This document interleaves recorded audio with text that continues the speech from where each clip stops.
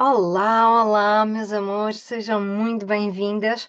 Hoje eu estou aqui para falar das disfunções intestinais nas crianças. O que é que o corpo do teu filho está a gritar e que ninguém quer ouvir? As disfunções intestinais, por norma, são problemas que ninguém vê, nem quer ver e que são normalizadas já desde as gerações anteriores e tratadas com muita negação. O teu filho vive com dor de barriga, alterações nas fezes, obstipação ou diarreias recorrentes? Não é normal. E será que já usaste medicação? Já mudaste a alimentação, mas percebes que o problema continua ou que só foi ligeiramente atenuado? Paras de usar medicação, tudo volta ao que estava anteriormente? Talvez o corpo do teu filho esteja a gritar por algo que tu não estás a conseguir ouvir. Então, para começar, o meu nome é Cristina, eu sou especialista em microbiota e medicina de precisão, homeopata e terapeuta. E hoje eu venho aqui justamente para abrir os teus olhos para algo muito mais sério do que aquilo que tu podes pensar, que são as disfunções intestinais nas crianças. E caso o teu filho demonstre estes sinais, se mudares rapidamente, ainda vais a tempo de evitar doenças intestinais graves. Então, quais são as doenças do intestino que nós melhor conhecemos? A doença de Crohn e a colite ulcerativa. São doenças já em estágios bastante avançados da disfunção do intestino. Muitas vezes não são detectadas na infância, porque na infância a criança teve outras disfunções menos sérias que foram progredindo até chegar ali. Ahm, mas antes de chegar a este ponto e a este nível de complicação e de seriedade, o corpo dá sinais. E nós, enquanto mães, devemos e precisamos de ouvir estes sinais. Então, o que é uma disfunção? A disfunção é uma perda de função, ou seja, um órgão perde a capacidade de cumprir as suas funções. E neste caso, o intestino, quais são as suas funções? Uma é a nutrição, ou seja, transformar, quebrar os alimentos em nutrientes e fazer a distribuição destes nutrientes, a absorção, a assimilação, distribuição para o organismo destes nutrientes e a retenção e distribuição da água. Estas são as funções mais conhecidas e depois temos as funções menos conhecidas e até um pouco ainda ignoradas, que são, por um lado, a produção de células imunitárias, por outro lado, a produção de neurotransmissores. Então, no nosso intestino são produzidas em grande parte as nossas células imunitárias, a nossa imunidade depende do bom funcionamento do intestino. No intestino são produzidas as células que nos protegem de infecções, de vírus, bactérias, fungos, doenças várias e que permitem manter a homeostase, ou seja, todas as funções do organismo saudáveis. E dentro destas células, entre outras, podemos encontrar os macrófagos, as células dendríticas, os mastócitos, que são células da imunidade inata, ou seja, do sistema imunitário que nós nascemos com, que faz parte do nosso organismo, e que reconhecem e eliminam patogénicos, invasores e outros que até possam já estar no nosso organismo. E os linfócitos T, que fazem parte da defesa e da resposta imunitária de primeira linha. Ou seja, quando aparece qualquer coisa, o nosso organismo ainda não sabe bem o que é, vêm os linfócitos T para dar início a uma resposta imunitária. Então, esta função imunitária do intestino faz com que o intestino seja de extrema importância para manter o sistema imunitário funcional e para manter uma imunidade guerreira, ok? E temos a produção dos neurotransmissores. A produção de neurotransmissores no intestino é uma função pouco reconhecida e que até há pouco tempo ainda muita gente da comunidade científica estava em negação, mas agora é impossível continuar em negação porque já há tanta literatura dessa área que já mais ninguém pode negar e, portanto, esta relação que é o eixo intestino-cérebro que já está comprovada cientificamente, diz-nos o quê? Que no teu intestino são produzidos, no teu e no teu filho são produzidos neurotransmissores e o intestino vai elaborar uma conexão com todos os comportamentos e todas as reações neurológicas que acontecem no organismo. Então, muitas vezes o intestino está ligado a situações neurológicas, doenças neurológicas, síndromes, déficits neurológicos que podem surgir a partir da manutenção da inflamação intestinal por um longo prazo. Ok?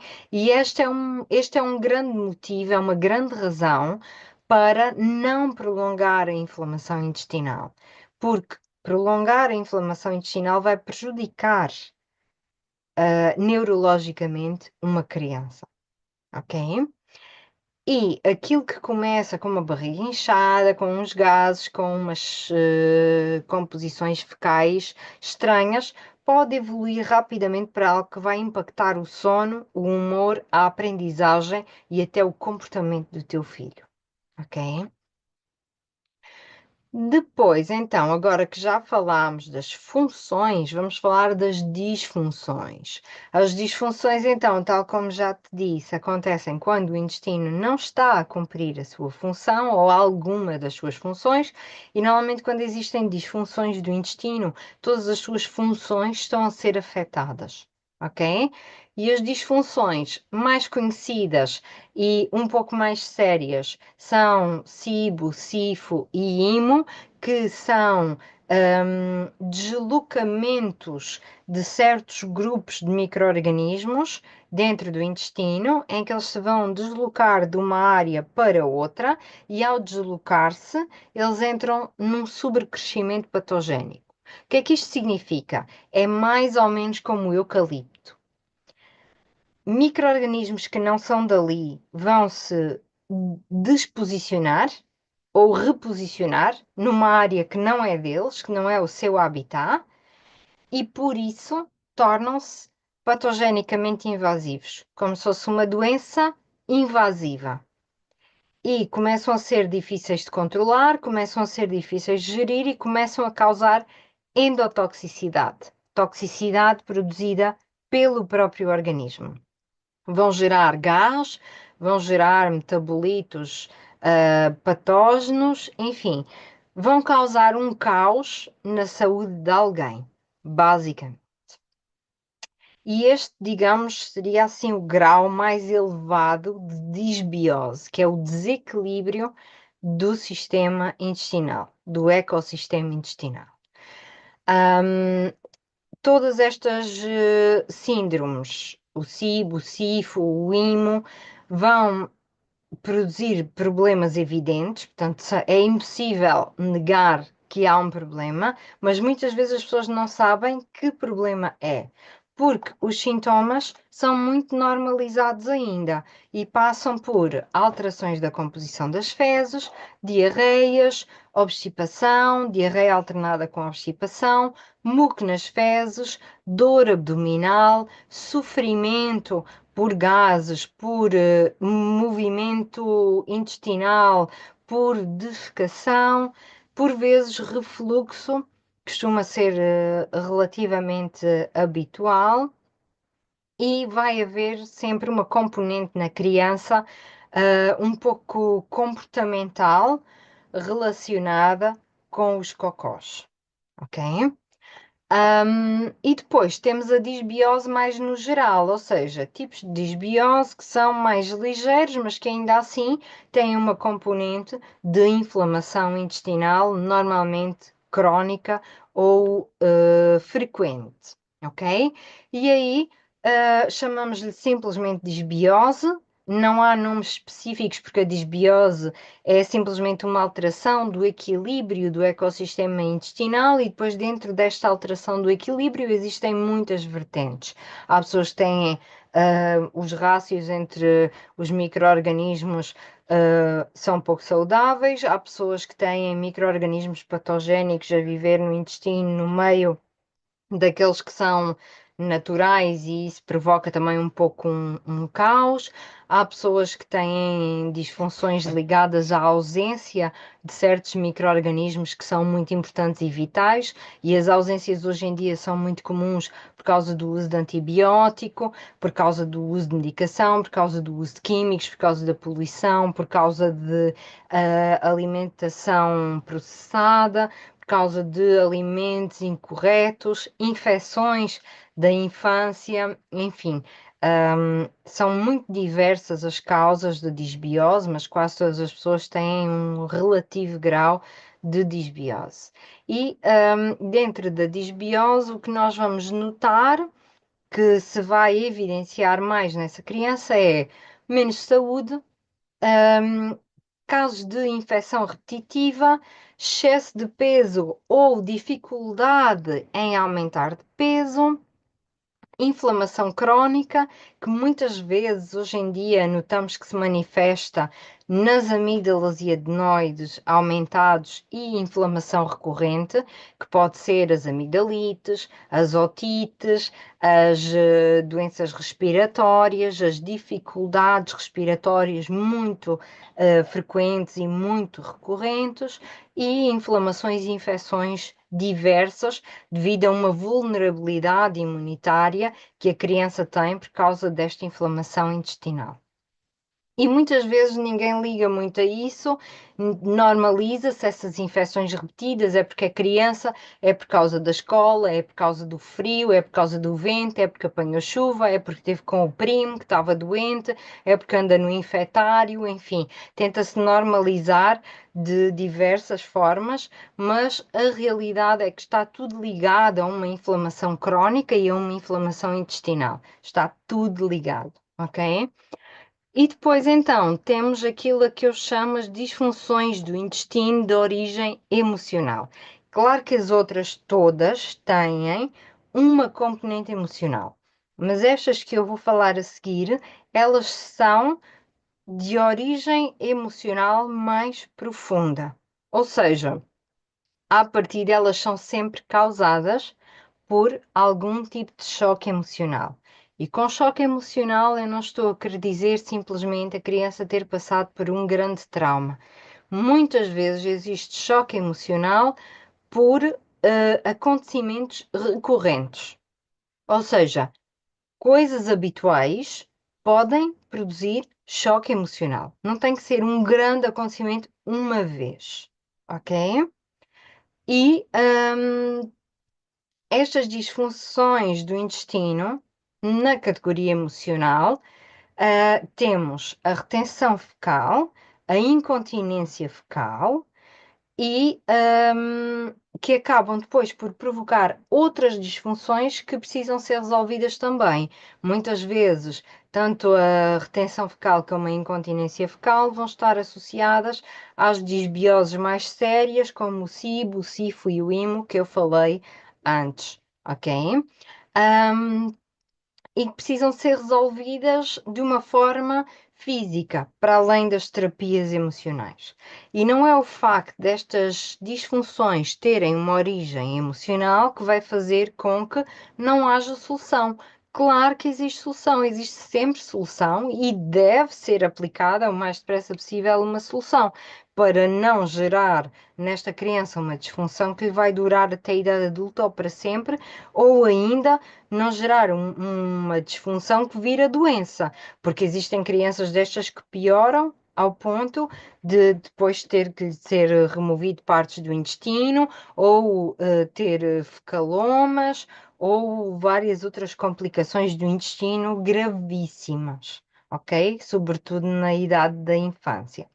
Então, hum, nestas crianças em que as disfunções são mais emocionais, a alimentação, a medicação vai permitir que a causa continue lá, completamente. E então vai-se revelar uma solução extremamente limitada.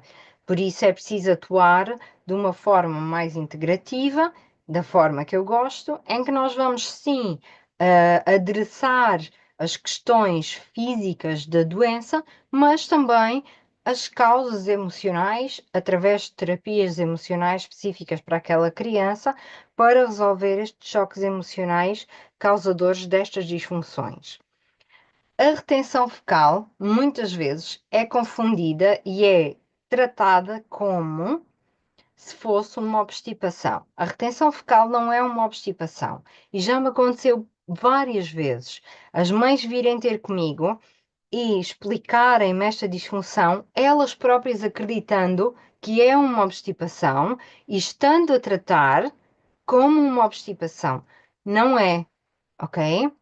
A retenção fecal é um problema de origem psicoemocional, em que a criança, por algum motivo, deixou de defecar e começa a fazer uma contração excessiva e a não conseguir descontrair e libertar os esfíncteres para fazer cocó.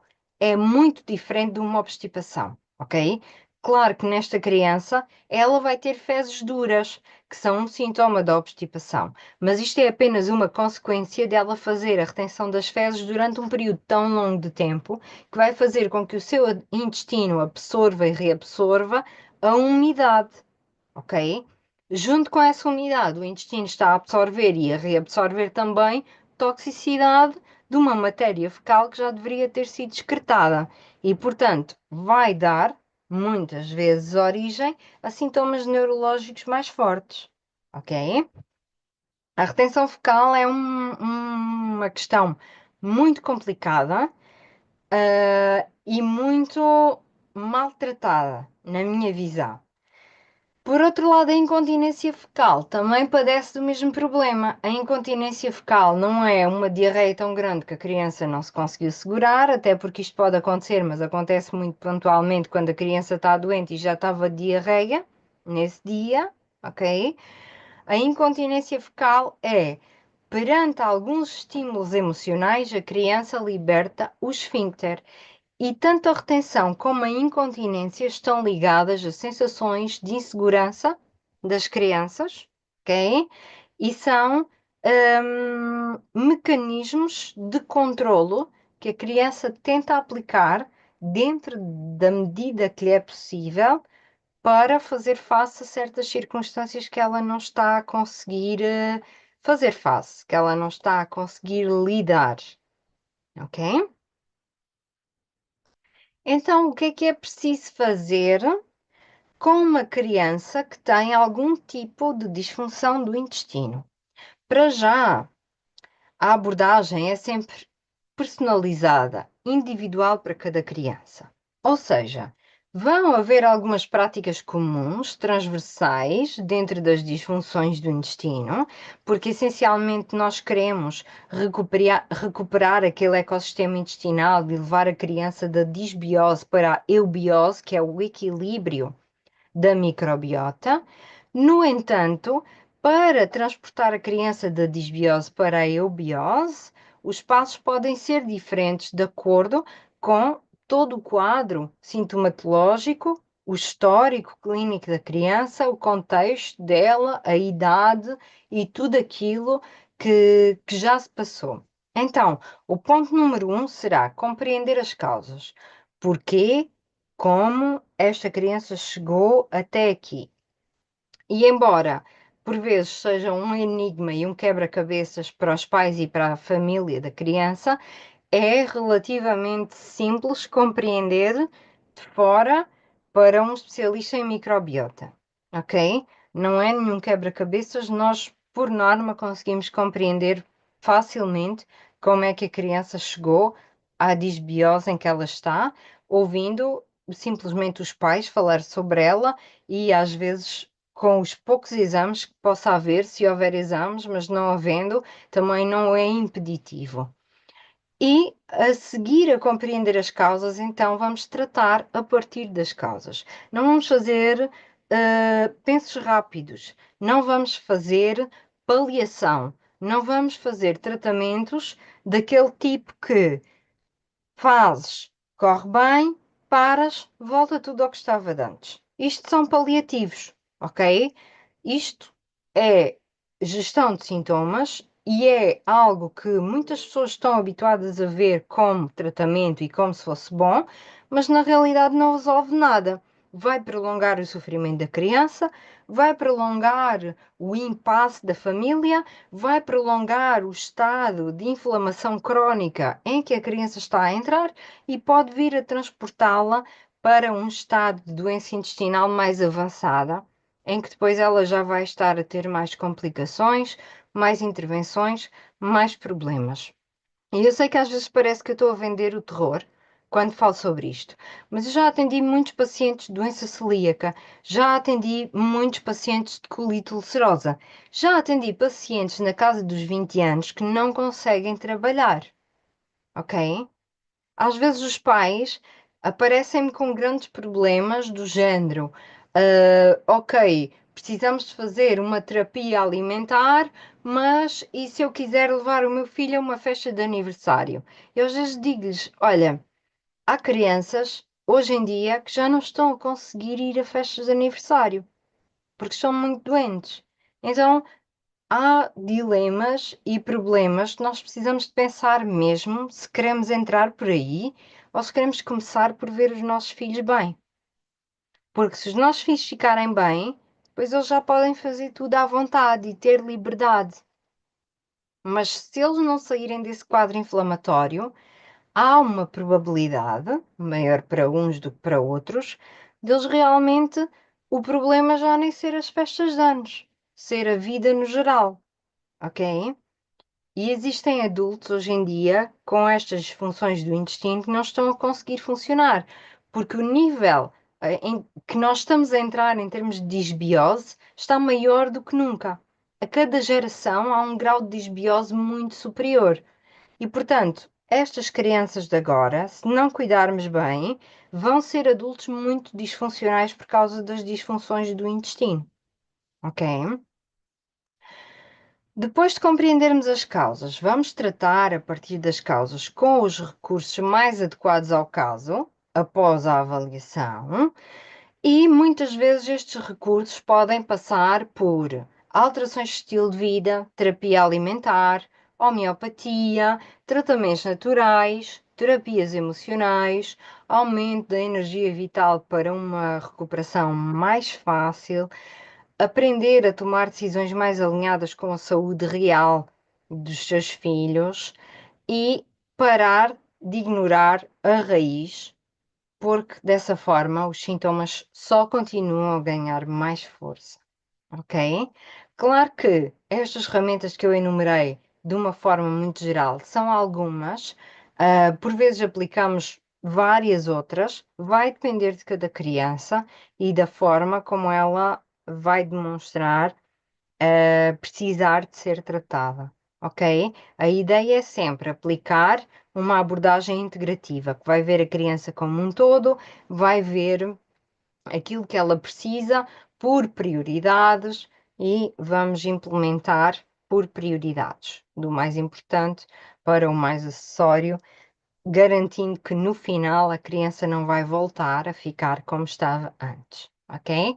Então, já estamos aqui há um tempinho e agora vou-te convidar ou desafiar a partilhar com outra mãe, porque às vezes uma conversa pode mudar tudo e podes sentir que este vídeo te ajudou, mas ajudar mais alguém vai ser um gesto muito bonito, que tenho a certeza que se o fizeres, alguém te vai agradecer. E finalmente, se achas que estás a viver isto com o teu filho, ou se sentes que estás a começar a entrar numa situação de disfunções intestinais, ouve essas mensagens do corpo dele como um sinal de que algo não está bem e Pensa que quanto mais cedo atuares, mais simples, fácil e rápida vai ser a recuperação do teu filho e o caminho que precisas de percorrer. Se quiseres uma ajuda para compreender o que é que o corpo do teu filho te está a tentar dizer e encontrar uma forma profunda, eficaz de tratar a partir da causa raiz, eu estou aqui para te guiar. E atualmente tu consegues ver mais sobre a forma como fazemos o acompanhamento através de conexão imunidade microbiota, onde tu vais entender tudo o que tu precisas de fazer para tirar o teu filho do ciclo das doenças, para uma recuperação mais rápida, menos episódios de doença, cuidar da saúde dos teus filhos com segurança e eficácia, compreender as causas raízes do problema de saúde dos teus filhos. Então, vê aqui na descrição o link se quiseres participar e para saberes como podes trabalhar comigo. Fico muito grata por teres ficado aqui até ao fim. Já estou a gravar este vídeo um bocadinho à noite, então tropeço-me aqui nas palavras, mas está tudo bem. Foi quando o tempo deu. E espero que tenha sido esclarecedor para ti e vou-te convidar também a comentar aqui se estás neste momento a lidar com alguma destas situações e como é que está a ser e que comentes também todas as perguntas que gostarias de fazer sobre este assunto. Um grande beijinho e vemo-nos para a semana. Bye bye!